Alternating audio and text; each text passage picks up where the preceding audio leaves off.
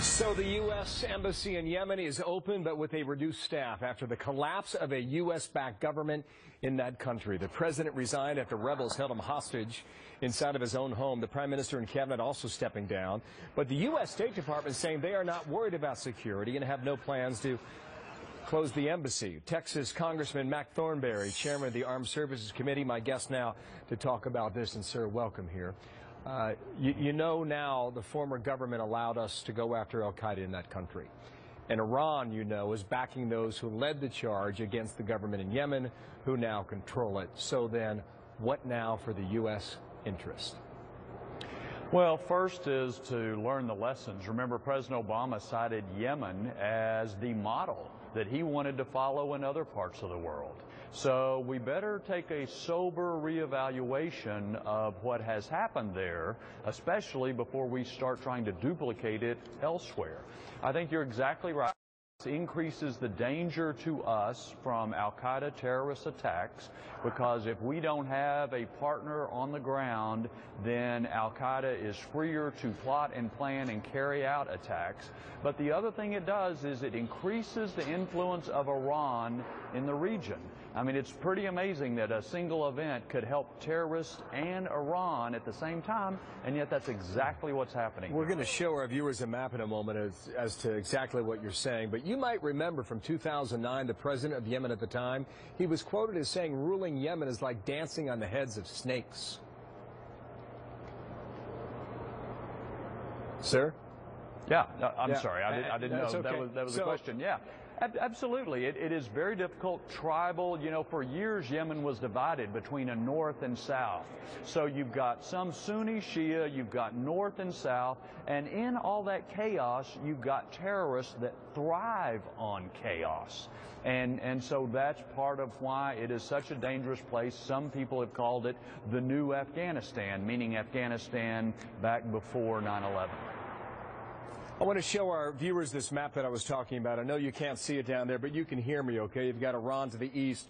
And you know, sir, that Iran's influence in Iraq has been substantial.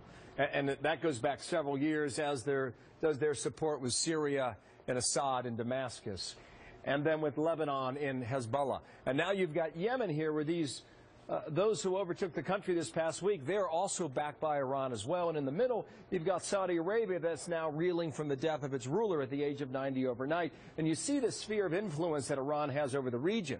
Now, Iran is Shia, as you know. Al-Qaeda is Sunni, but you've got Al-Qaeda in Yemen, Al-Qaeda in Iraq, Al-Qaeda in Syria. And in this big, dangerous brew, you wonder how all this affects like Israel and also our efforts there. Yeah, it increases the danger to Israel, it increases the danger to us. And I think you make a critically important point, because the administration has been negotiating with Iran for months about its nuclear program. But what they never talk about is that Iran isn't just pursuing a nuclear program with its missiles, they're also creating chaos and extending their influence in all sorts of places around that region. And they are putting pressure on the Sunni countries, many of whom work with us. So that's why I say this is an amazing, disturbing development when you can help terrorists and the Iranian influence in the region all at the same time. So what are we going to do? And when you have these meetings and discussions, what would you want us to do? But when you see how quickly things change and can change just in the last 5 days alone. Yeah. Well, here would be my priorities. Number one is I think we do have to worry about our people. Despite that report that the administration gave, we've got folks in Yemen, and we need to be attentive to their safety. Secondly, we've got to reassure allies. You mentioned Saudi Arabia going through a transition. They have real doubts about us, whether we will stand by them, and reassuring them that we will stand by them and be with them is critical. Third, we have got to not cut our defense budget. Part of what's happened is with ISIS up in Iraq and Syria, we moved assets from Yemen so that we could deal with that problem, intelligence, surveillance sorts of assets. So we can't be cutting defense. There's too many things happening in the world, and right now we're stretched too thin. Yeah. Mac Thornberry, thank you for your time, sir. It's great to have you on our program. Appreciate it. Thank you, sir. Mark. So